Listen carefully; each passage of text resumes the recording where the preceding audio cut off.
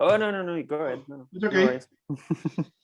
So thank you so much, everybody, for being here today together with Shadi, Abouzeid, and Eleni Pallas from United States. We're going to talk about thinking styles.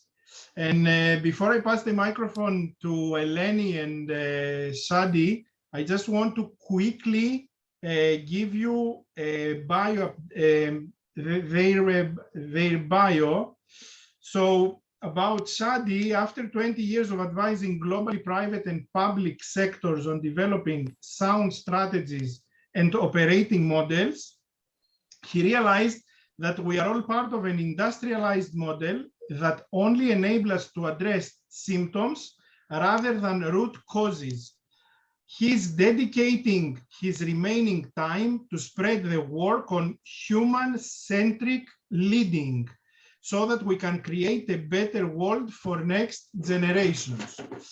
Now I'm going to Eleni. A life-altering car accident in Siberia, thank God you're here with us, ended up propelling her into her current mission toward humanizing workplaces. After 20 years working on corporate strategy and business development teams, she now equips change makers with ways to solve the team challenges that have persisted for decades. Once again, thank you so much for doing this for us. The stage is yours. Hey, thank you so much. We are delighted to be here. Of course, me, especially because it's a Greek connection. On another call, I'll tell you how many attempts I've had in the past of trying to do something like this. So bravo to all of you to working together and really bringing, pooling and sharing your knowledge and learning and supporting each other in this important initiative. Because we can imagine, the Greeks have the brains to make Greece a hub of entrepreneurship in that region, helped by Lebanese like Shadi and other smart people who can really have a positive impact. Now, as Maki said, is we promote human-centric leading because we see that the industrialized context we live in has skewed the way we think, feel, and behave, and therefore creates all kinds of tension between us instead of openness and creativity. And so because of this socialization, we have to just become aware of this context in which we live. And then when we're aware of it, we have more choice.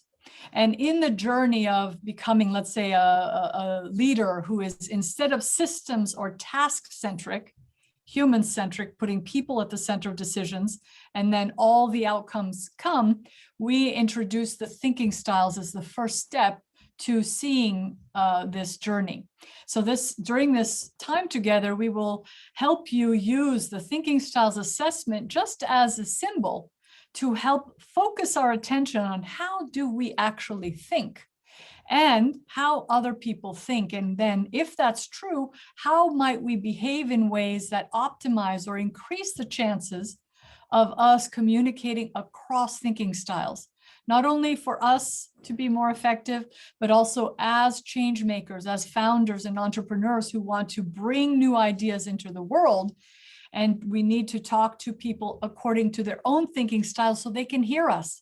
Otherwise, they say, what are these ideas? We don't know how to ground them. And they put resistance. So we'll start with a question.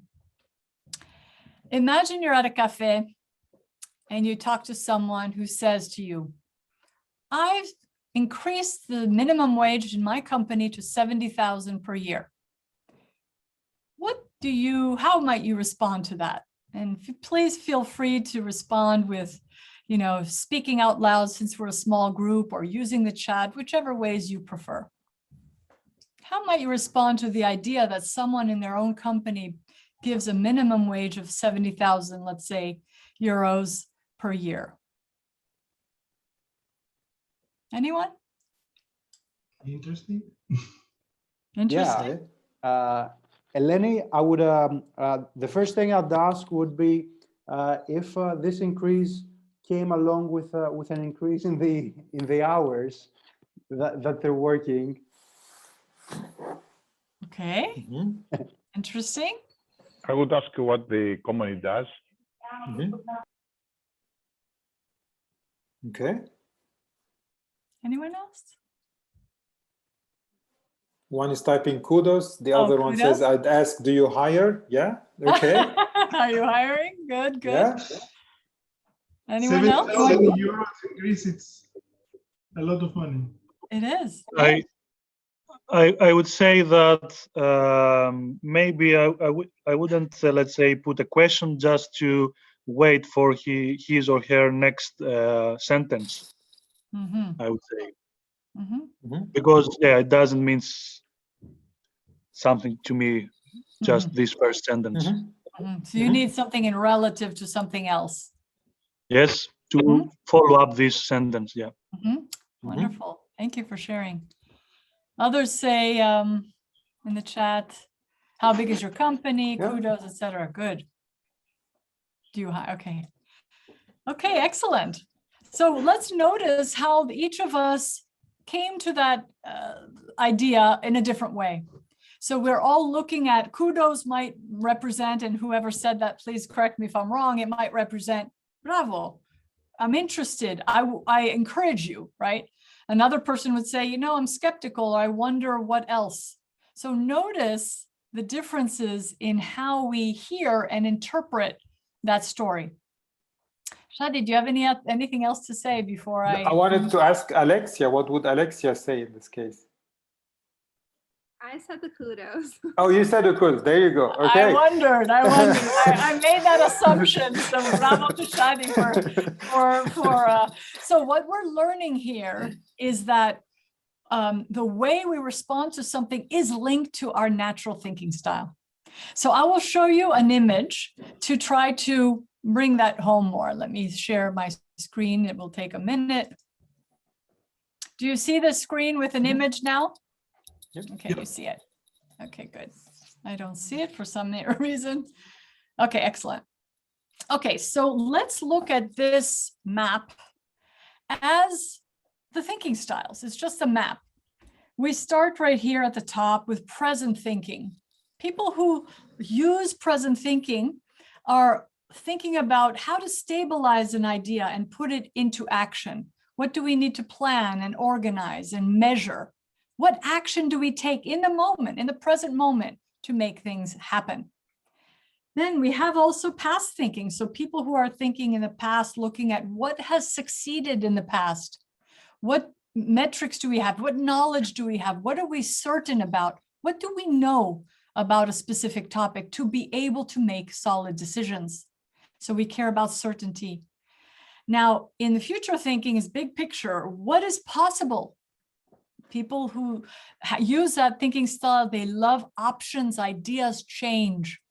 And so if you notice, this is representing something very natural, time, and the way we relate a mind-time assessment, so how our minds are oriented toward time. Now, what's interesting is we all have all the thinking styles. The variation or the difference between us is the percentages, let's say, or how much of each one is pulling us this way or pulling us that way. So we all have the capacity to use all of them, yet we are born with a tendency. And this tendency you start to know by learning the verbs, learning what we're talking about. You probably know, and also you've taken the assessment, you can tell by yourself what you tend to prefer. It doesn't mean you don't do everything, but it means you tend to prefer one or the other. Are there any comments or questions at this time about what we've presented so far? No?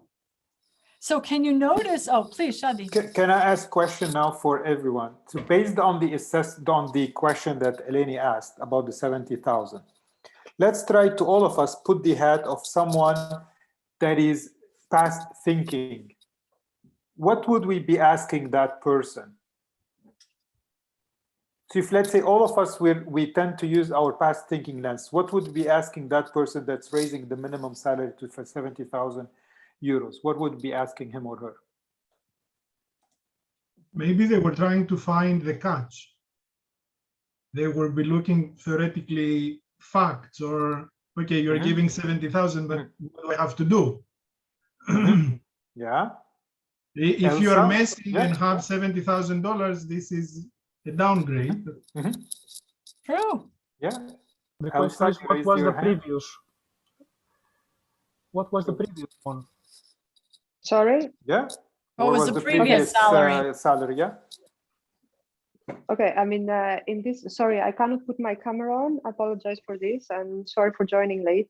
So basically what I would ask is, okay, what is the context? What does this person, what does the company do?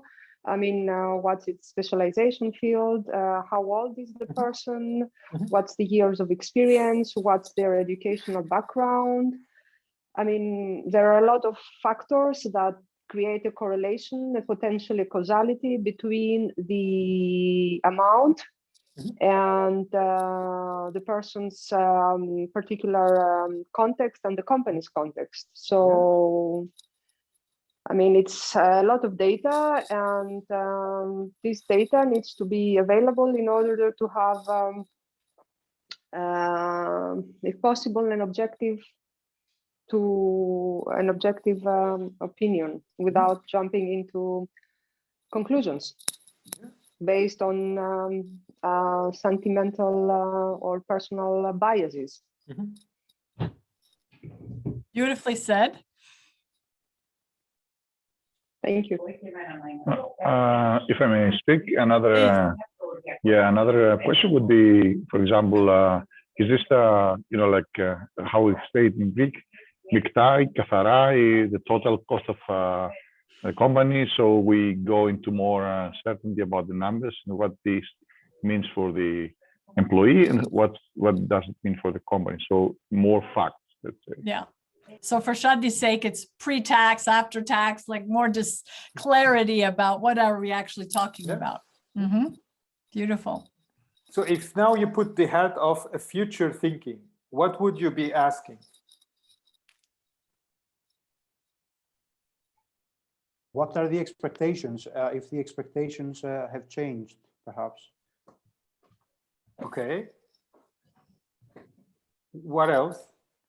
So again, past thinking, as you can see on Eleni's screen, it's the pursuit of possibility. So now fine, you change it to 70,000 euros. Possibility. So what could we think about? I would ask them, if they would pay me 70,000, what is it that they want me to give to the company or perform for the company? Like, if you give me 70,000, maybe I need to turn 7 million. No. Okay. Another issue might be the potential of the company in the future years. Are you planning to expand? Are you planning to hire more employees? Or is there another concept, a new one, that might develop the company further? Exactly. Wonderful. So what's possible when we increase the salary to 7,000? What happens? What does that change create? Exactly. Anyone else?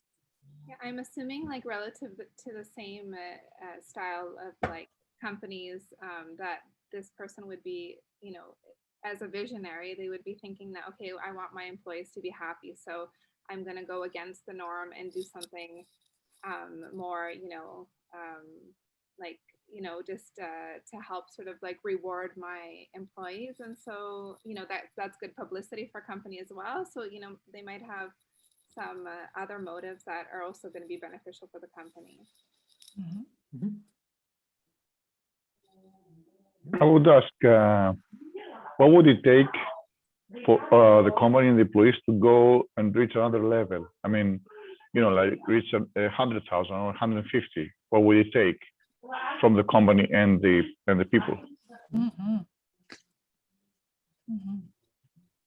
Beautiful. I would ask another point, which is relevant also to the company's policies related to equal pay. what would be the policies that would foster the equal remuneration between men and women, because this is something that is a huge problem. So in terms of future evolution is whether, of course, you grow in your role in terms of decision making, responsibilities, and team management. So it's not only a monetary value that you seek, but also an evolution in terms of responsibility and team management, so that you can increase also your skill set, your knowledge in terms of a diversified portfolio also of subjects that you will be dealing with. And then something more practical, in case the company has a plan for participation in the company's equity, whether this would be envisaged, something much more technical. But I think what is important, well, I don't say that it's something that is being done massively, but it should be more done, it should be applied more, is to accompany the evolution of salary with also a skill set evolution, and then training, and then also the level of responsibilities, etc., etc. Okay, so that's also getting here more in, present past thinking, right? How do we do it? How do we make it equal across everyone? What is the action plan to put something fair into action, right? Yeah. Okay, so that's more the present thinking. So let's all join her in this idea. If we put the present thinking hat on, what would we learn, or how would we see, and which questions would we have to this little case of 70,000 per year salary? If we were looking on, we're pursuing with probability of it being successful, what can be done? Can you make money with 70,000 minimum salary? Make more money, definitely. No, can the organization can the organization make profit? Yeah, does it? Yes. What caused this this change in salary? Theoretically more sales, or theoretically the company got a big project or something like that, but theoretically someone thinking on the present, they should verify that they can take the 70,000 next month as well. So what do they do with it? Is it a one-time, 1 month, 1 year event, or is it something that's more stable? So that's the present thinking thinks of how do we maintain something over time, not just, something change for the sake of change, but taking an idea and then putting it into practice so we can depend on it, like we depend on a metro schedule, for as an example. We can trust it, that it will help us achieve our goals. If I may also suggest something, if they asked me to, I don't care how much money they would pay me, if it's against my morals or values, I'm not interested. Like, I would really prompt in, okay, I understand the amount of money and all that, but let's just assume that they were going to ask you to cover up a very big, let's say, pollution, or, okay, they would pay you 90,000, 100, would you do it? I think that I would really go into the values of the company and my values. I think that's where I would really draw the line. So we may be skeptical even, about people who give us more money than the market, or increase a lot of money compared to what other people do. Anyone else before we go on? We have another section here. Yeah. If I could add, the most interesting questions comes with a naive question, like why would you pay me 70,000, and why the company pays an employee 70,000? It might be an interesting answer as well. So regarding this case, we might think of different stories. So we might think of the new era of solution, different solutions for different companies, like the green effect, the new energy solutions, things like that, the innovation that's coming through, or other things like, as before said, values and prospects of the employees, like productivity, relation to the company, things like that. So a lot of context, right? Yes. A lot of us are interesting. Okay, you just can't do one thing and then say, okay, we want to know the context and understand how it fits into other things. Really interesting. So notice how each one of us has a different set of questions to ask that person we met at a cafe. And we want to know more, but we want to know different things. And that's what really reflects our thinking styles, that we can see the same challenge or question or point, but we see it with an immense number of different types of questions compared to people across thinking styles. And one of the golden rules of this map is to say, everyone has value to bring. So if we sit here and we look across, when we use our own thinking styles, do we respect people and understand them across thinking styles? Or we think, oh, if they're not here, they're not really capable or valuable. Or if they're not here, they're not valuable. And so this is one way we can start to reframe things we don't understand or people's behavior that we may consider misguided. And so it starts to allow us to explain why people do what they do across thinking styles. And what's interesting, and what Shadi will show us in the next variation, is what are the natural tensions of each of these thinking styles between itself and across these different colors, which look like different countries in one sense. It's like we do this, we do this, we do this. How do we communicate together?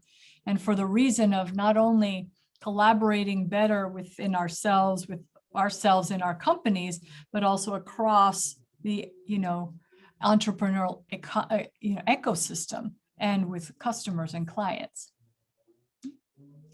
Okay, I'll take it. Shadi, please take it over. Good. Thank you. So with this high-level review of the learning from the thinking style, we're going to move to understand the intricacies of it. And I hope now you're able to see my hand hovering over the tool. So I tried to put the names for those, at least before we just went live with the workshop, those that took the assessment. And for those that took it after a while, I mean, just pinpoint yourself within the map where you are located. So let's see what we have. Again, so this is the future, that's the past, and that's the present. Let's look what happens when individuals across different thinking styles start talking with each other. So let's say here, Alexia, that tends to use her future thinking style, is in a meeting room where she has Stefanos or Spiros, that they tend to use their past thinking style more often than not. What do we see happening between these two thinking styles? Anyone can tell me? Tension. Yeah, we can see some tension. And why the tension is there? It's not because there is something personal. Is that because the lens that Alexia put on is totally different than the lens that Spiros and or Stefanos put on when we are faced with a situation itself. And that tension itself is really what creates problems and issues that really start putting some pressure on us to see things in a different way that is not aligned to our thinking style. So imagine yourself, you are in a meeting where Alexia is the only one that's from the future thinking style, and all the other individuals, they tend to be on the past thinking style. What would individual in here be talking or be saying about Alexia in this case, when she comes up and says, you know what, we're going to go to the moon in 10 years' time and live there and colonize the moon? So what would people in here be thinking about Alexia? That her ideas are very radical. Uh-huh. And She's a dreamer. she's a dreamer, yes. Okay. What else? You're being nice. you're being nice now. What would really be thinking about her? If you're really in a meeting and she's telling we're going to be colonizing the moon in 10 years, and people in here looking at certain... The world is crazy, you know? Huh? There you go. Yes. Now we're getting there. What else? She's probably dangerous. There you go. Now we're talking. That's what starts happening in our mind. That's how we start labeling Alexia in this case, that she's crazy. I mean, come on, how is she going to get us to that she's threatening the status quo, especially also, I come back to this subject. I know if it were Alexia and being a woman, that would be even more to her disbenefit. Yeah, good. I mean, good. And the same thing that they were thinking about Tesla, that he's not. Yeah. So sorry, Alexa, in this case, calling you crazy will be probably the least that someone would run into their minds when they are in here. It's actually spot on. So it doesn't surprise me. And if I tell you my whole business concept, some of you may agree because it is quite exotic for Greece. So yeah. And that's the thing. And the problem is not like because they don't like you as a person, is because they see the world through a different lens. So the individual here, they see the world through a lens where, okay, show me where did this happen before? Show me some evidence, show me some data, show me where all of this went. And if you're not able to talk to them with that language, this is where the tension increases. This is where things start building up. Any questions until now? I think when you do that from your very early years, you're actually used to it, so you don't care much. That's what happens with me, you know.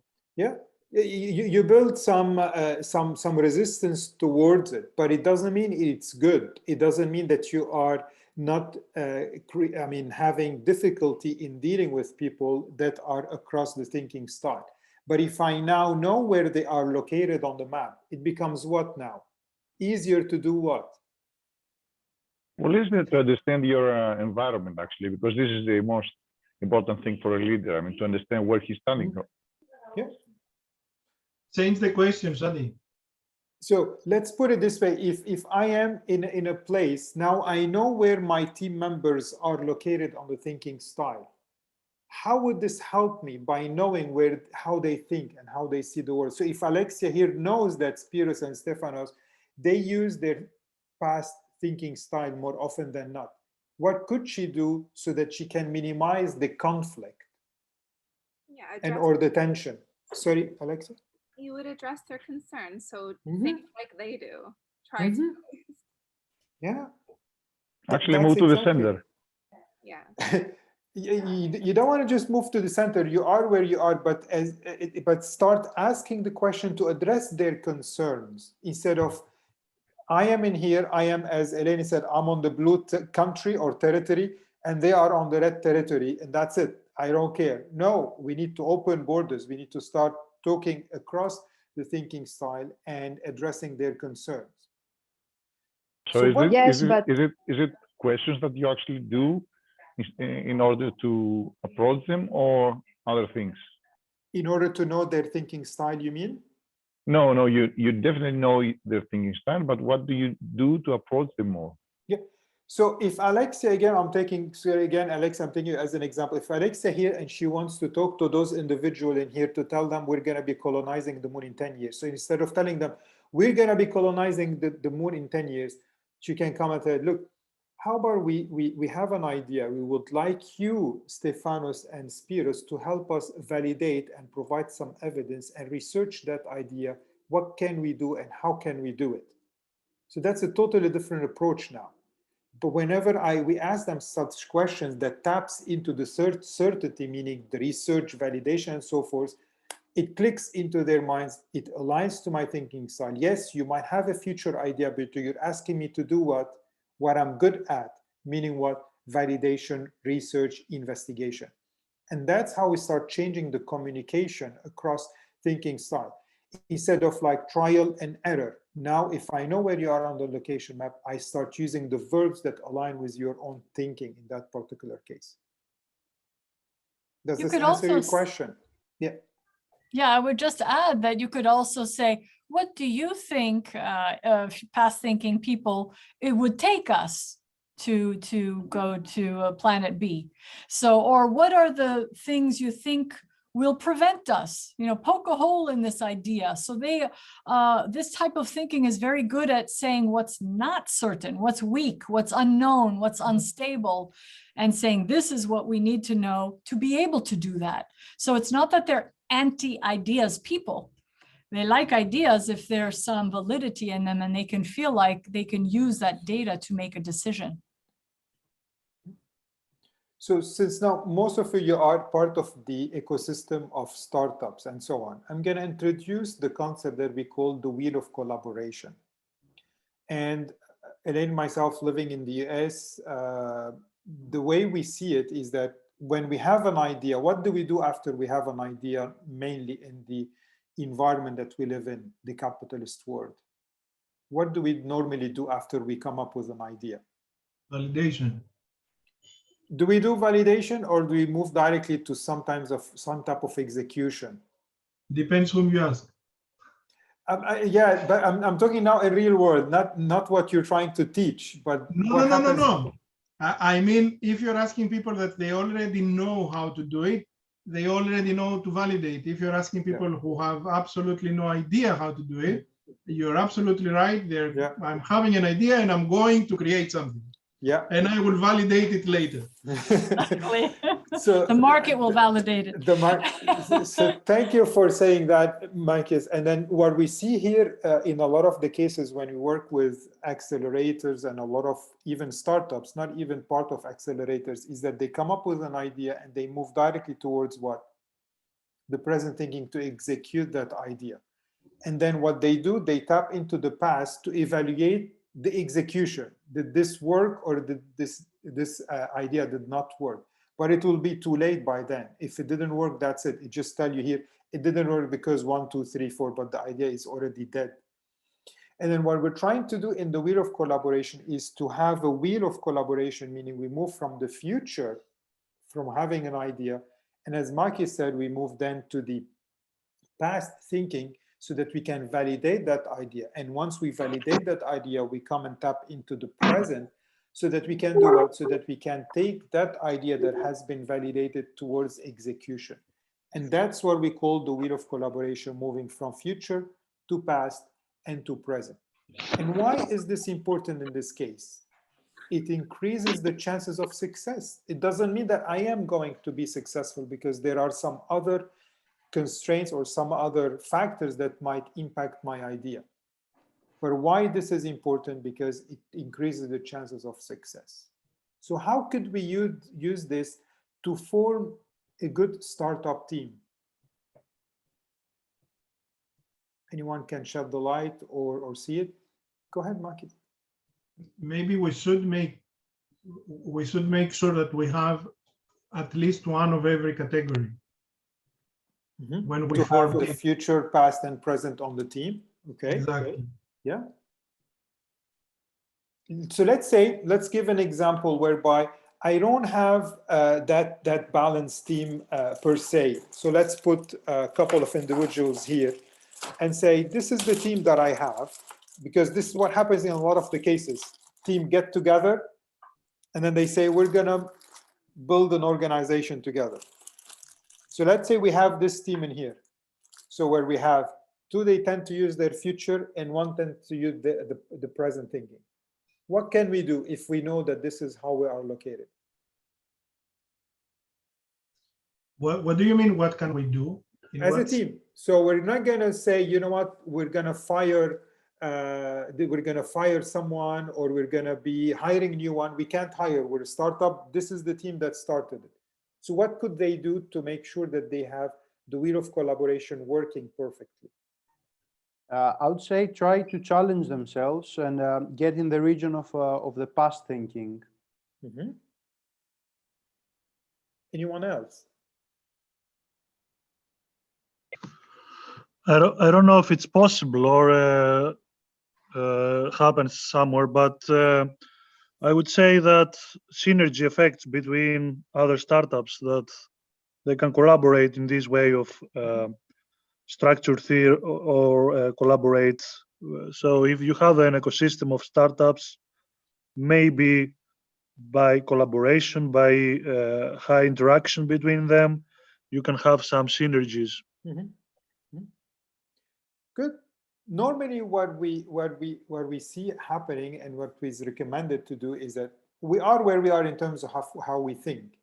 But when we acknowledge that the past thinking is needed throughout the journey of our startup, we say, okay, we're done with ideating. Now we're going to put the hat of the past thinking. As we tried, Eleni, myself, at the first 10, 15 minutes of the case, to ask you, if you are faced with this situation and you want to put the hat of past thinking, what would you do?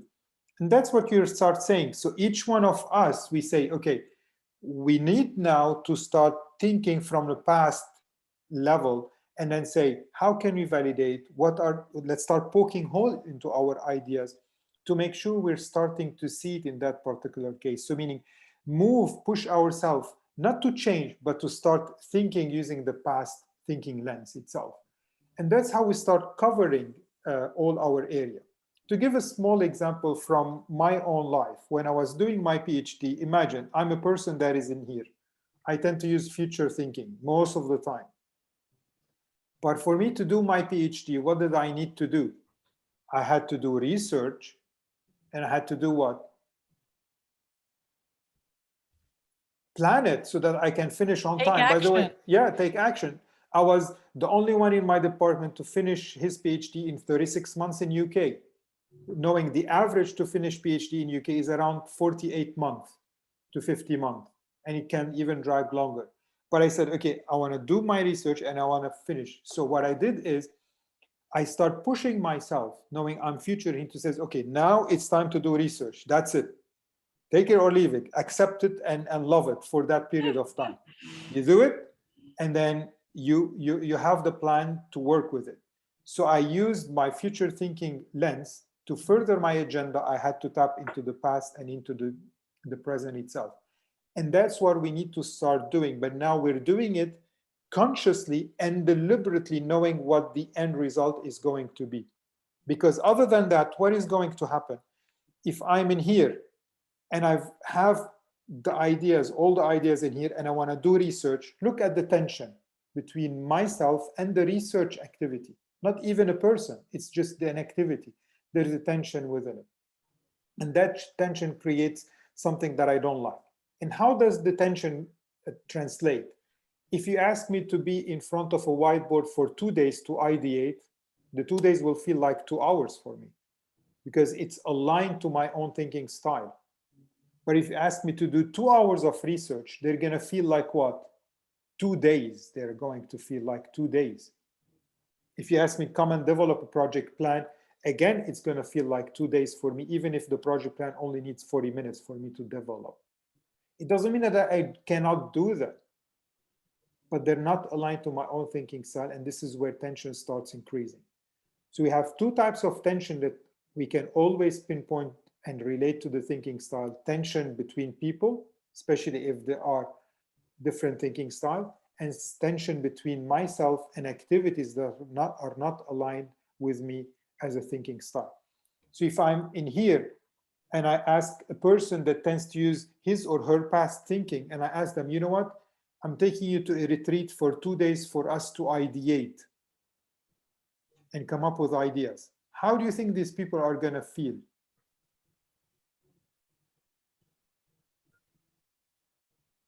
It doesn't mean they cannot ideate. Mind you, Eleni mentioned earlier on that all of us, it doesn't matter where we are, we have the ability to tap into them, but we have a preference to one particular thinking style. Most likely they will have more down-to-earth ideas based on their past thinking. So not just idea, what would they feel?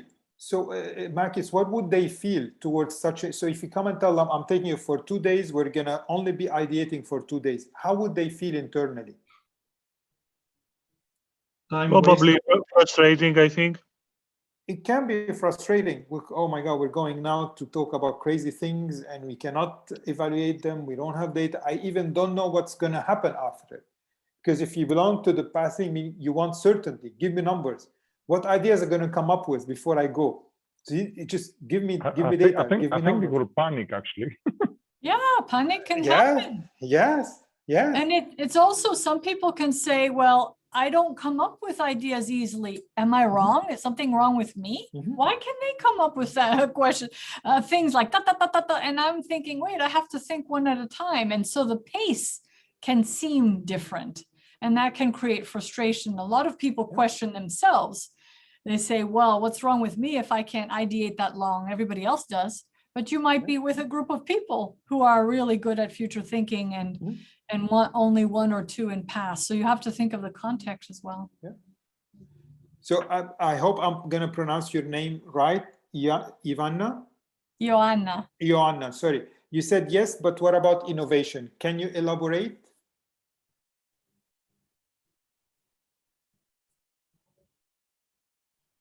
You might be on mute. Yeah. All of you. My question was about this style of thinking. What about the think of innovation when it is so stuck in the past? So innovation stuck in the past. So I'm assuming if more individuals are in here, you would expect that the innovation level is low, because it's not comfortable for individuals that tend to use their past thinking style to innovate and to go out of the box or to go out of the way or to do things as Alexia was saying. Like if we hear her idea, people are calling her crazy, the least that some of the word that she heard at least. So this is what happens. Again, I hope that I'm understanding your question correctly. Yeah, because innovation requires, at least in the way we understand it, generally it requires change, right? You put something like Apple, Steve Jobs put beauty or style with technology and putting it in your pocket and created something new. So it required anti-certainty, something away from certainty. I have to go away from what we already know to create something new. So that way we think innovation is always linked to something new, something different and change. And the past thinking is more, what do we know for sure? What are we certain about? So that when we do something, let's say we're certain about a microchip, we're very certain about how it behaves and how big it has to be and how cool and all of this, and then we can modify it and use it for another context, but we have to know what we know for sure to be able to have another idea. Otherwise, everything is loose and we know nothing. So those can look polarized. They can look like they're very separate. What do we know about something? And then what do we do to affect it in a different way? So that's why maybe we're hesitant. Maybe we didn't understand the question of the past thinking with future, because we see them as distinct. Can I ask something? Do you believe that a person can have, probably can have all of these three areas in their mind? And I wanted to give you an example of what I saw as a foresight in 1983 when I was talking to one of my, I wrote like a project, and they were asking us, what do we see in the future? And I actually used all three forces from here. I said, okay, we now have, it was 1983. So we already had color display, LCD displays in our watches. And then Japanese had just invented the color LED display. And I said that, okay, it's, so we have LCD, we have flat displays, we have color. So this is where we are now. So this is the present. And the future was, what if we could have large color displays flat, okay? And that was something like I presented as a future of television. And indeed, the teacher said, wow, how can you come up with this idea? So it was not actually an idea per se. It was like, what did we have in the past? What's the evolution of these things? what was in the present, and what was able to be in the future. I mean, the willingness of actually having something. So this is how I perceive innovation. That happens that way too, yeah. In innovation, again, I mean, it is a response to a certain need in a lot of the cases. Innovation comes as a response to a certain need. As we saw with Uber, it was the need to find where my taxi is in New York City. And then this is one way of doing innovation. Another innovation is what you were alluding to. I think it's more than it was forecasting. So you saw what happened in the past and what is now, and then you started looking at, okay, what could happen in the future based on this trend that we are looking at. So just to give an example for those, because we are in the pandemic now, a lot of people said, oh, if I'm able to predict in the US that 500,000 people are going to die, that's future thinking. No, that's not future thinking. That's pure forecasting. So this is actually past thinking at a high level, because you were able to look at data and then try to forecast what is going to happen in the future. So innovation can be in different forms, how it starts and how it ends and how you come up with ideas in this case. Shadi, if I may, knowing Sotiris as a Chief Innovation Officer and seeing here that your test obviously put him in the area of future thinking, for him, having the data, as he says, he has the data, he has the ability to look and predict in a way the future better than someone who's present or past. It was 1 + 1 = 2. Yeah. So I think your future thinking is helping you obviously on your everyday work, on the position that you are now. And back in 1983, to see what for you seemed like most probable, and your teacher most likely present or past thinking would be like, wow, how did you come up with that? He couldn't see the future. Connection. Because you can see the possibility. You're able to visualize. If you close your eyes, you're able to see the future itself. And not because you're a fortune teller psychic. or a psychic or what have you. No, because you allow your brain to go beyond or to go into what we call uncharted territories, or territories where I don't have data, I don't have enough evidence around it, and so forth. So that's why your position, and thank you for Makis, I didn't know your position. That's why it's easier for you to start seeing the future with all the data also that's there. And all of us, we need data. If we don't have data, we can't do much. Even Elon Musk, I mean, with all the innovations he made, he needs data, of course, but he's able to push himself into territory where some other thinking style will feel uncomfortable to be there. And that's the key. That's how innovations come into realization. Shadi, I have a question. If it's too early and it's taking the conversation somewhere that we don't want to take it, we can skip it for later. Yes, are there any traits, let's say personality traits, that each thinking style has that might prevent the collaboration or an easier communication between them? Meaning the future thinking, we've seen that they are also, I don't know, bad communicators or whatever. So this prevents them from communicating with past and present. I'm not a psychologist, so I cannot give you a very precise example of what I'm trying to say. Rather than, are there any traits that are going with the style that they prevent the communication, collaboration, and all this? Yeah. I think I understand the question, but from our work, at least, what we saw is that the thinking style is the reason behind certain behavior. And behavior do change over time based on the context that I'm in.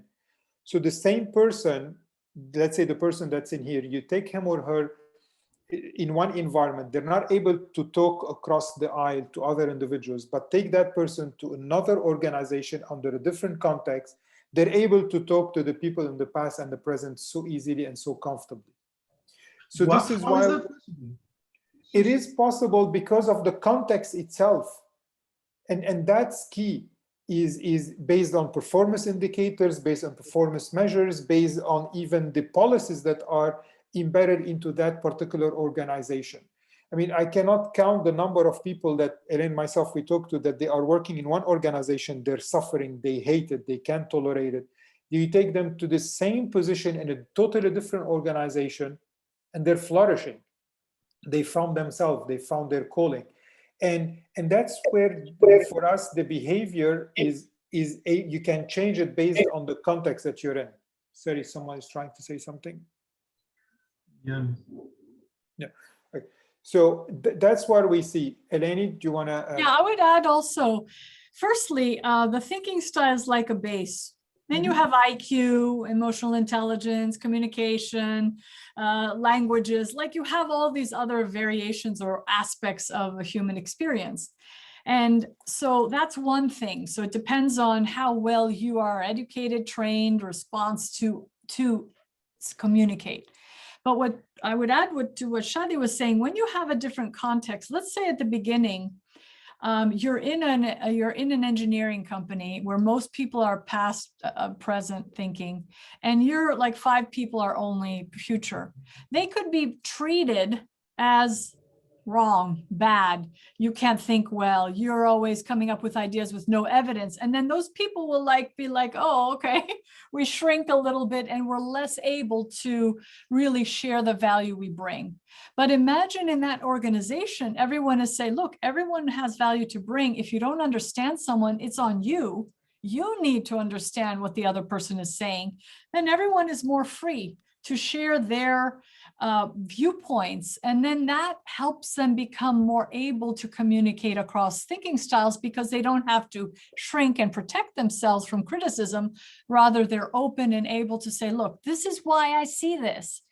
Because even future thinking or each thinking is based on data, even if it's intuitive data, it's something that gives that person the ability to do what they do. So that is the communication skill set is separate than thinking style. But it's also the reason why we care about this thinking style is to say, oh, we haven't, let's say in our socialization, learned how to communicate across thinking styles. We always say, if you don't agree, if you're not with me or against me, kind of mentality. So when we see someone criticize us, we don't think, oh, well, they probably have a very different way of thinking. Let me ask them why they criticize. We really like, oh, they don't criticize me. They criticize me. I don't want to hear it. I'll move away from them. So now that we all know the thinking styles, when we hear tension across something with people, we know automatically it's not against us or even what we're trying to say, it's against how we are saying it. And so someone who is not aware of their thinking styles, they're always wanting to say, my way is better. Instead of we all have different ways that are equally good and they're all needed. If you notice, we can't live only with ideas or only with certainty or only with doing, we need everything. And when we know that, we can then become more effective in the capacities we have. Does that answer your question, Nike? It's a long-ended, long way. So yes, we have 3 people that raised their hands. Sure. Yanis, Yanis and then Konstantinos. And Elsa also. Well, what to say? The discussion is very, very interesting, and your description was really point out big, let's say, problems that most organizations or either companies have regarding communication, culture, different mentality, mindset, etc. So I wish that all this kind of information, like you said about way of thinking and how you can decrease the tension and try to make a more constructive communication. Hope that in the future all companies or startups or potential, let's say, people that wants to make a team and start something, or even bigger existing organizations could benefit from this knowledge and make their transformation. That's my point, my comment. No, thank you, Johannes. I just want one thing that Eleni, myself, through our work, we are able to do with organizations, start modifying their performance measures for teams. And why is that? Because what we found out that if, let's say, a team has, again, let's say 2 people in here and 1 person is there, just multiplied by 10, bigger teams and so forth. If you look at performance measures, they would be more tailored to satisfy the people that tend to use one particular thinking style at the expense of the other. So you'll find those that they are not performing, but actually it's not they're not performing. They are, but they see things through a different way, but the performance indicators that are put in place, they put them at a disadvantage. And that was like a key revelation for us to start saying, oh, hold on. It's not just the person that is not performing, it's the way you're measuring them, you're measuring the wrong thing. And then once we start working along those lines, you feel like it's like a liberation for some of the individuals. Oh my God, now I know the value that I bring, and now I'm evaluated accordingly. And now I can even do more than I used to do, because now I'm even appreciated based on what I'm doing. So that's, thank you for Johannes to say that, but that's really what we have been seeing more often than not. Just to add a small reflect, I really reflect with what you said, especially from my reality and into my organization, that it's big one. How important is that at least here there are more, let's say, past related way of thinking, and of course, way of measuring or way of evaluating things. And people like, me or others that are more present future thinkers, let's say, are really difficult to prove that we are doing, basically. Yeah. Good, thank you. Thank you, Yanni. Sorry. Yeah. I see 2 people, Elsa and a name I cannot read. Please. Please go ahead. Έλα, Κωνσταντίνε.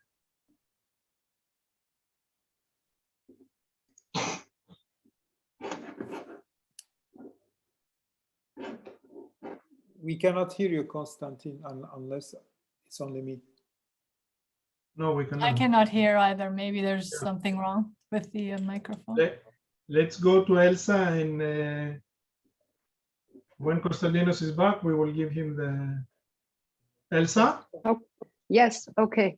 So yeah, I totally find all this very insightful, and I was just thinking that in the equation, we could add the aspect of the leadership style per se, whether, for example, it is a knowledge-driven leadership style or a more hierarchically driven leadership style.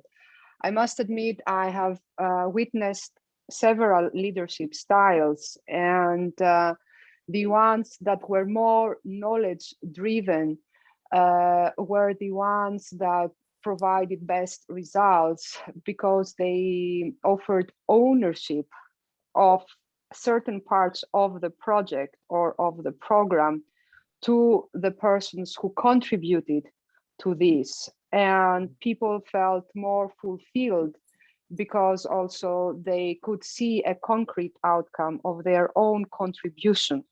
And because the leadership that fosters knowledge also supports acknowledgement of contribution and attribution of results to those who produced the results, and rewarding of the results. Mm-hmm. And I think that these are aspects that are sometimes also hard to be attained, because also when one is a leader, sometimes needs to make also hard choices.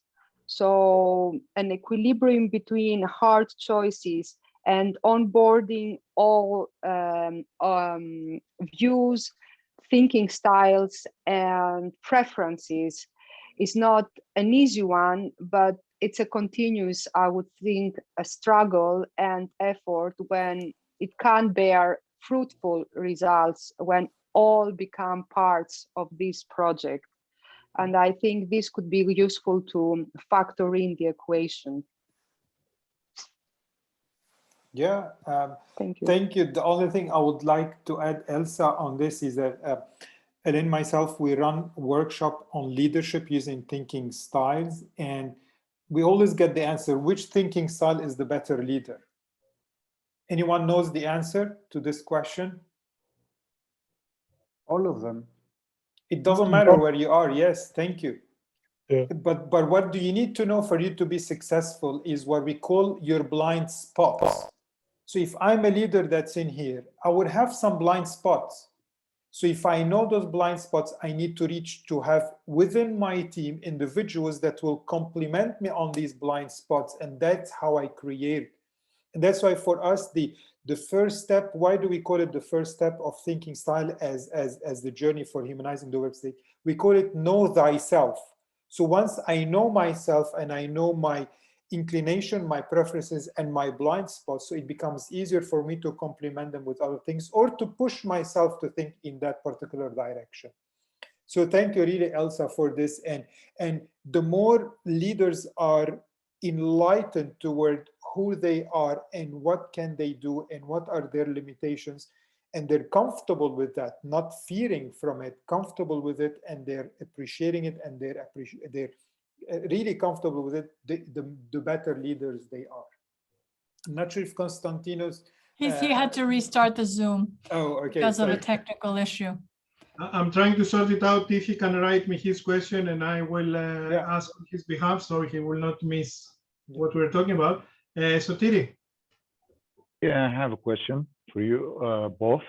I see that we came in and we actually participated in a kind of technical, 2 pages questionnaire, and then we are, like, let's say, allocated somewhere. And the question is, can this thing be automated at mass?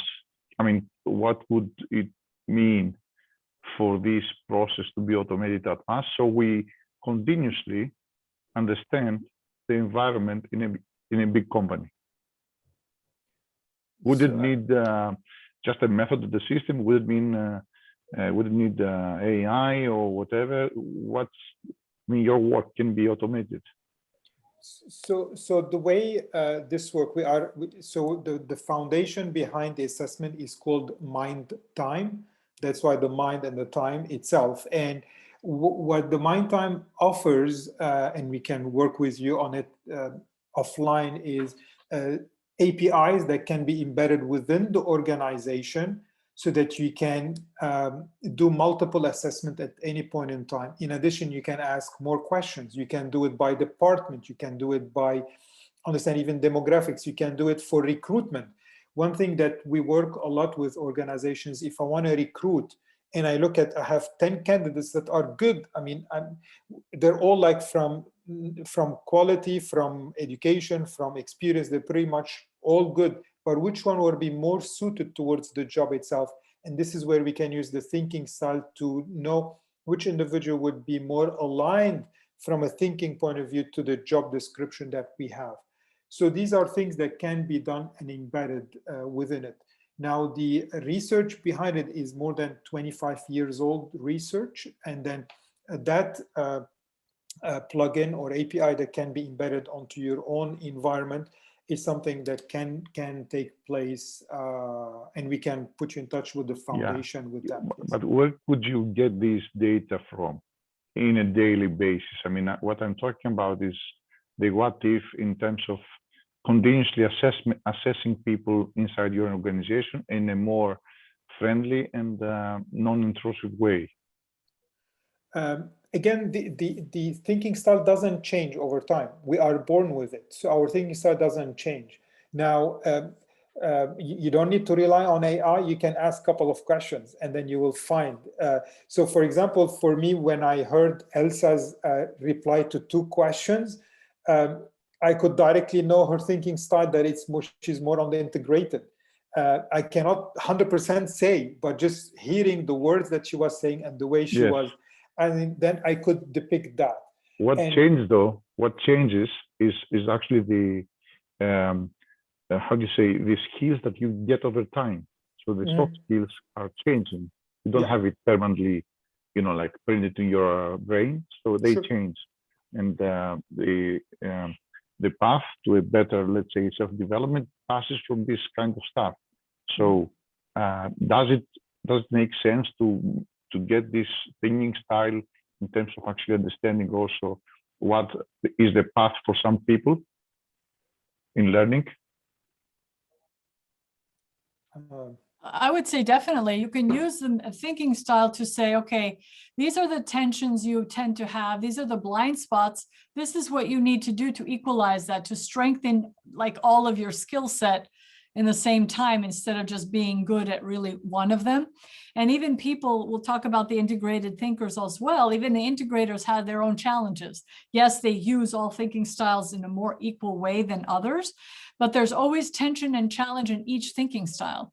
And so a way to use it to self-develop is say, okay, what are my natural tensions?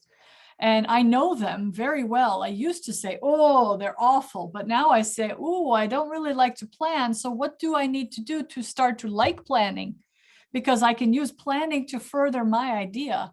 And when I do that and look at it in a different way, I can move toward it and develops my skills more quickly. So we do have ways of using this. We have all kinds of graphs, what we do in order to like help someone and a team to understand what's actually happening in this context. And so affect the context to then affect the people. What most people do is change the people, but the context stays the same and they wonder why things don't move. And so we say you have to have equal observation and respect of how the context influences the people and then how the people respond. And as you move both of those, transformation happens more quickly. So we can help you in that way if you care. Okay, thank you. Of course. Shadi, do you want to do the integrated people thing now? Oh, sure. Go ahead. 1 second, I'm going to read you, or you can read yourselves the question that Konstantinos, that before he had a problem with his microphone. What about the unconscious biases and their impact on retention and the pipeline of conflicts resolution in teams? Do we have some incentive builder tools to motivate us to evaluate better another side's thinking styles without clinging to our biases? Very, very nice. Very good question. Very good question. Yeah, very good question. So what's interesting about this thinking style approach and the work Shadi and I do in human-centric leading is we really challenge the unconscious bias by saying, what if we start to see each other as humans, not doers, not achievers, not people who are functions, titles, but actual humans who are free and have unlimited potential. If you make this assumption when you speak to people, it opens everything up because firstly, you say, oh, we just made a huge mistake with this client, as an example. What most people do is say, who's at blame, who's at fault, fix the problem, or fix the person, get rid of them, fire them, demote them, something will happen to fix, right? The blame game. Thank you, Konstantino. The blame game. Blame culture is the most common problem or symptom, rather, we see in organizations. And that's because of the industrialization. And we have a whole toolkit and a book coming up talking about this to understand what is actually the context we're living in and how does it influence us.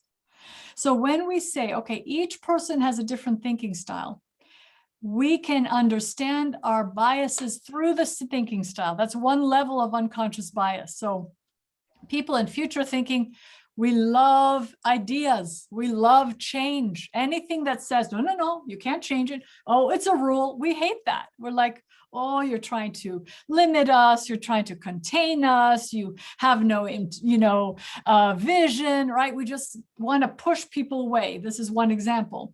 And so we live our entire lives with this dynamic. We want to push away the people who control us. We want to go toward ideas, and then we're not balanced, because in this world, if you don't put an idea into practice, you might as well not have it, right? You have to do something, you have to take action. So the unconscious bias are linked partially to our thinking styles. Then they're linked to culture, gender, all this other layers we have from our socialization. And when we start to say, okay, that person, like, we can use this, I'll dare to use this with Trump. There was a big difficulty in this country and around the world, whether you voted for him or not, to say, okay, how do we deal with someone, happen to be future thinking, always looking, what can we change? What can we break? What can we do differently? And how can we work with someone who looks like they're like out of control, like we can't understand anything, and it feels like everything is a reaction. There's no deliberate thinking, or it seems. So if we start saying the president of the United States should not behave that way, we are stuck in our biases. Like, we're like, the president should do this, that should do that. And I start to identify biases. When we start to say, okay, we have a human in front of us who's behaving this way, what could we do? How can we influence change? How can we show that person what we're seeing in a way that doesn't threaten him? You see, it changes the dynamic. It helps you rise above your own unconscious bias, because to identify your unconscious bias can take 20 years. And all the unconscious bias everyone has done has not proved interesting, because firstly, say, I'm not unconsciously biased, so people reject it. And you can't teach anyone who comes to class like this. And secondly, if they take down these and they say, okay, I have unconscious bias, but let's say 20,000 of them, how many and where are they? It will take a lifetime to identify. So what's more interesting is to put yourself in a mindset of, I acknowledge I may or may not have those, and then I'll try to see someone, when I see them as humans with unlimited potential, we're equals. And even if we're in a hierarchy, even if we have these social differences, we see each other as equals, and we sense that. And for those interactions, we can speak in a more, let's say, clean way. There's something called clean language, without our own influences and our own biases. So this is one way we use this to actually counter all of these biases, because all of these biases have gotten to us where we are today. And to be able to take the time to analyze or identify our biases takes too long. And so we devise these other ways that can be very helpful. Does that answer the question, Constantine? Okay. So very briefly, I mean, when former President Trump talked about, if anyone remembers the bleach, story, like inject yourself with bleach, I see some faces saying, okay, for us, it was so easy to understand why he would say something like that. It's like, like Jeff Bezos saying, I want to go to planet B. Like crazy ideas. Like, this is an individual who watches TV, and then probably we have seen on TV, you just put something in here, you just click the button, and then like you're cured in 5 minutes. We've seen it in all the sci-fi movies. So we could see that this is normal. But then when you look at a Dr. Fauci needs, like, show me evidence, show me numbers, show me, like, this does not work. They couldn't speak with each other. Again, we're not here to say the behavior, we're not here to say the behavior was good to do something like that on national TV. But what we're saying, it's something that we can understand coming out of someone that tends to use his future thinking lens more often than not. And that's when we know that immediately, what's going to happen? I look at you as a person. I don't look at you as someone that says, oh my God, this idiot, or this X, or this Y, or this Z, which comes with it a big package. And then we stop communicating, and we start, the conflict and the tension increases. Elsa? Yeah, thank you. So yeah, especially the point on the blind spots. Indeed, it is a very, very eye-opening. I have a question with relation to this. So actually, I've always been wondering, how is it possible to convince someone to see their blind spots, or even if it is even worth trying to go down this path, actually? And then how is it possible to demonstrate that by not seeing the blind spots and working on improving them, you lose and you lose X, Y, Z? Since I do not know if it is very, very widely observed, but I've been hearing also various comments about, okay, even with blind spots, things work. So why bother looking at the blind spots, and why bother trying to figure them out and improve them? So that's a little bit, that has been quite intriguing for me. And I would be grateful to hear your views on this. Thank you. Shadi, do you want to go first, or? Sure. Look, this topic of blind spot is so dear to our heart, and I think if you're interested in long-term sustainability of any business, it doesn't matter which industry you work in, identifying those blind spots early enough is so crucial, not just for the leader, for every single individual within the organization, because that's how we start building our work in a way that will make each one successful and each one able to deliver at their potential. A lot of research has been coming out that says, look, our organizations don't use the potential that we have. They barely use 30-40% of the potential we have as individuals. And the reason being because organizations tend to use one thinking lens to do things in a particular way and ignoring everything else. So by knowing those blind spots at every level, we start changing our behavior and we start changing the context so that we can create a better environment for all to deliver. So that's it for me. Even for those that says it is working today, it doesn't mean it's going to be working tomorrow. Take the taxis in the US. They said, yes, everything is working. We don't have to worry about it, and so forth. And then all of a sudden Uber came, and what did they do? They disrupted the whole taxi business, totally disrupted. And that's why we say, if you're really interested in long-term sustainability of your business, you need to identify those blind spots as early as possible. Yeah, I would echo that. I love that idea of Shadi said of, it's not only today, it's tomorrow. Mm-hmm. Everything changes. So if you have a lot of blind spots and you know it, you are hurting yourself by saying, I don't want to see them. It's a lot of people say, if it's not broken, don't fix it or don't augment it. And we would say, fine, we don't look at humans as broken. You're never broken. You're always, you can perform at a very high level well in many cases.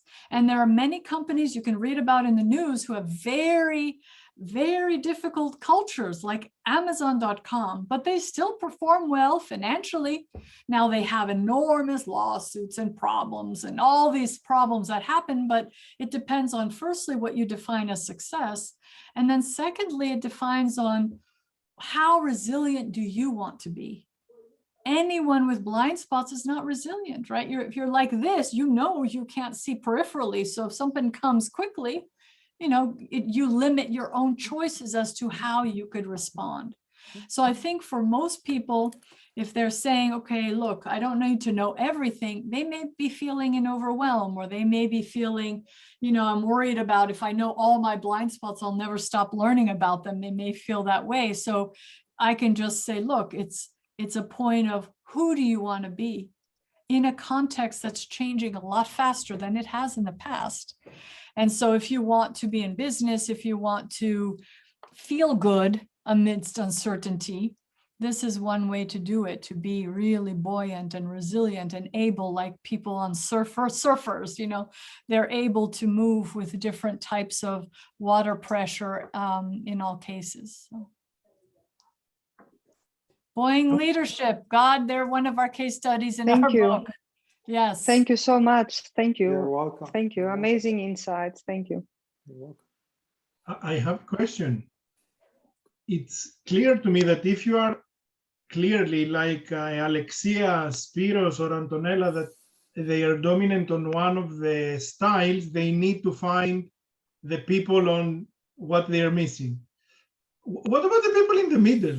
Are we looking for 3 others or? So let me just take 1 minute to explain what happens for the individuals that are in the middle, and then we can do it. So individuals that are in the middle, they're called integrated. Actually, Eleni and myself would like to call you translators, because you are individuals that if you are in a team where you have a future and a past, you'll be able to translate between them. So why this person is not able to understand this and vice versa. And why is that? Because you're able to tap into the 3 thinking style in different, with almost equal intensity itself. But what happens with the individuals that are in here?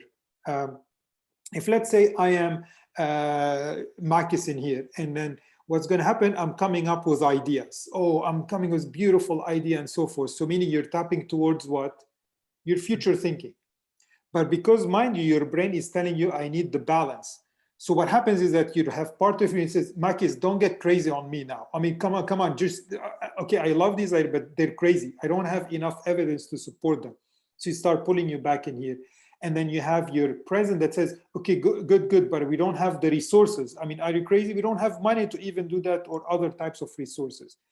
So what happens with individuals that are in here, decision-making tend to take longer rather than shorter, because you're tapping into the 3 thinking styles. Now, for a second, I saw you doing this, Mike, just 1 second. Now, what also happens is that individuals, when they take the assessment, especially if they're taking it while they are working in a context where like doing, you tend to answer them in a way that tends to pushes you to be in here. That's why we always tell people that are integrated, go back, go to the evening when you are wind down, relax. If you drink wine, and then take the assessment when you are not working, where your brain is out of the doing tasks, and then retake the assessment with that spirit. Now, if you end up to be integrated, then that's fine. This is who you are. But in a lot of the cases, what happens, the individuals, they then tap into their subconscious to tell them which thinking style is really more dominant in this case. And that's how the thinking style changes to some of those individuals. So Mike, is knowing you for the short period of time that I've known you, I would say you're more future than being integrated. And that's why if you retake the assessment in a calmer way, in a situation where you're not working, that might push you towards that particular quadrant itself, or towards somewhere in here. So I will this try is with wine. Yeah, but Wine assisted assessments. Wine assisted. That's what we promote. If took me to the middle now, I will try the wine and I will tell you. So this is Constantinos probably. So no, you don't have multiple personality disorder. You do not. But what happens is you're able to tap into the 3 thinking style with equal intensity. So what we tend to recommend for people like that is, when you are brainstorming, ideating, just say, I am ideating. For those that read for Edward de Bono, the 6 thinking hats, or what we call the lateral thinking, that's exactly what we're saying here. If I'm ideating, they say, okay, I'm ideating. That's it. This is 2 hours of ideating. I don't care about validation or anything else. And then you say you're done with ideation, you move towards validation. And then after you're done with validation, you move towards the execution. So you push yourself and you push your brain to tap into the 3 thinking styles, but not at the same time when they are needed. And that's why we say everyone has value to bring, but the value you bring will be at a different time. It's not at the same time that I need the three thinking styles to be just butting heads. I need them, but at different times. And that's what you can do, not to create the multiple personality disorder, but to advance your agenda in a deliberate manner. Super. If I can add something to that, do you think that having three integrators as a team, form a team of three integrators or three other people, one of each style, which one is better or which one is more preferable? I would say, based on our experience, we've worked with teams that are integrators. It's not easy to work. They're not able to take decisions. They're not able to innovate. They're not able to get things out of the regular status quo. So again, having a team of only integrator, this is already, I don't want to call it recipe for a disaster, but this is already a big challenge. Because you start, all of you, it's like it becomes, we call it, especially on the West Coast, we call like you're walking on eggshells. Like you don't want to hurt anyone else, and then you're all working in that particular environment where stagnation becomes the rule, rather than pushing yourself to innovate and so forth and what have you. That's what we have seen. We cannot say with evidence, but that's at least our observations when we've been using this for a while. That's what we can see happening. We can try it. Yeah, you can try it. And then what we talked with those people we worked with are only integrators. We say you have to be more disciplined about balancing the ideation and the change making with the validating, with the action. You have to be conscious of that. So it's not that won't work all the time. It requires a different type of attention and deliberateness that it wouldn't require someone future, present, past who are working well together, because they come with their own, agenda, and each one brings something much more fiery. So managing all of the three takes, a different type of thinking than managing one preference and then reaching across to achieve other things. The problem we had, that team, even the leader was integrated. So like that was like, I don't want to call it cherry on top of the cake because that wasn't sweet enough. So that created even different dynamics for this case. Okay, I see. Just before we close this amazing session, and thank you so much for being here with us, honestly.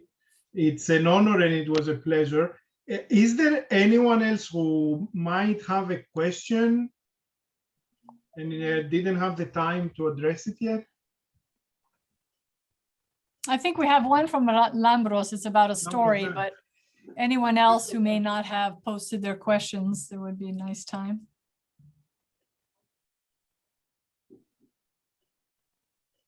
Lambro, I'm not sure I understand your question. I don't know if Shadi and Eleni do. I mean, very briefly, what I can say, the three thinking style, because it's time, it's related to time, and time can only be past, present, and future. And this is why the three of them are like that. These are the three types. There is no fourth type until now. I mean, this is what time is. And this one has been, if you're interested, the founder behind the Mind Time, John Fury, has a video just to tell you the story behind it. He has a personal story behind this. So we're not gonna, you can, if you go on the mindtime.com, he has the video there on his website where you can see the reason behind it. And actually he lives on a Greek island. He's British. Yeah, he lives on a Greek island. He's retiring there. That's where he does most of his work. I'm not sure who's closest to Samos Island. So yeah. Great. And just Nico, before we close, Nico, you wanted to say something? Nico has a question. Just said it might be an interesting question. If we can achieve success through imbalance, through the tension that we might take into account towards our goals, is it possible to achieve that? to actually engulf the tension and create success through that? Or do we need to have always a balance into our minds and to take account of the different personalities? I'll start, and then Shadi, you can share. I would say they're both possible. I think imbalance creates things and balance creates different things, and it depends on what you want. So from my point of view, I always say, are you, when I speak to someone, happy? Do you feel like you're doing what you want to do and you feel the way you want to feel? If you're happy, do it. If you're unhappy, then you go to say, like, so let's say you have this fabulous idea, you know it works and you know it helps people, but people are like this. Well, then you need to go across and create balance, because that block is hurting what you want to do. But, you know, if you're able to do it regardless, which many people just push forward, you know, and Jeff Bezos is an example. He pushes through resistance instead of working with it. So imagine how much more successful he would be if he embraced it and say, let's talk about this. Why do you employees want a union? Why do you people criticize this? And then he would be able to really broaden his capacity to influence. So we are all change makers. From whatever thinking style we have, we want to affect change. If that's true, we need to embrace resistance and embrace this and say that is natural across smart people who think. And if we want to be with people who are smart and they think, we'll say, let's discuss a resistance. What are you resisting? What are you concerned about? What are you worried about will happen? What do you think is the better idea? And then you pool everyone's brains. You're like, okay, come on. You like field it and bring it together and say, with all of that now, how can we smooth the edges so we have less if we have success? Or even with Bezos, he has exponential, but there's lawsuits everywhere. I mean, there's a lot of chaos. So I would say it's how you want to feel and what effect you want to have in the world around you. Thank you. Thank you so much, Eleni. Excellent. Thank you. Yeah. Is there someone else who might have a question before we wrap it up? I believe the personalities in the... I just have to say goodbye, guys. Thank you very much. Thank you for the excellent. Please connect with me and let's take this offline later. Thank you to all. Perfect. Thank you, Mikey. Bye-bye. Very well. Thank you. Bye. Another Sotiris, also a friend of mine. I believe the personalities in the middle have the fourth type of thinking, the timeless thinking style. Yeah, or you can call it the no man's land or no woman's land. This is the border or the last frontier. So yeah. We'll consider this, renaming it into the timelessness, timeless thinking. It's possible. It's possible. Yeah. Eleni, Shadi, more than thank you. You know that we will be in touch. We have a lot of things to do together. For sure. And thank you for your time, honestly. You've been with us for an hour and 45 minutes already. Thank you. Thank you for having us. Thank you for having us. Thank you for having us. And thank you for I hope you didn't feel like a week that we're here discussing and stuff like that. We love this. It's 5 minutes for us. I felt exactly the same. Good. And based on the messages I get from everywhere, everybody's happy for what we did. Maybe we can do something, put the barrier a little bit higher. Thank you so much once again. Thank you everybody for being here with us. I hope you really enjoyed it, and we will be in touch for the next one. Perfect. Sure. Okay, bye everyone. Thank you. Good night. Bye. Bye. Thank you.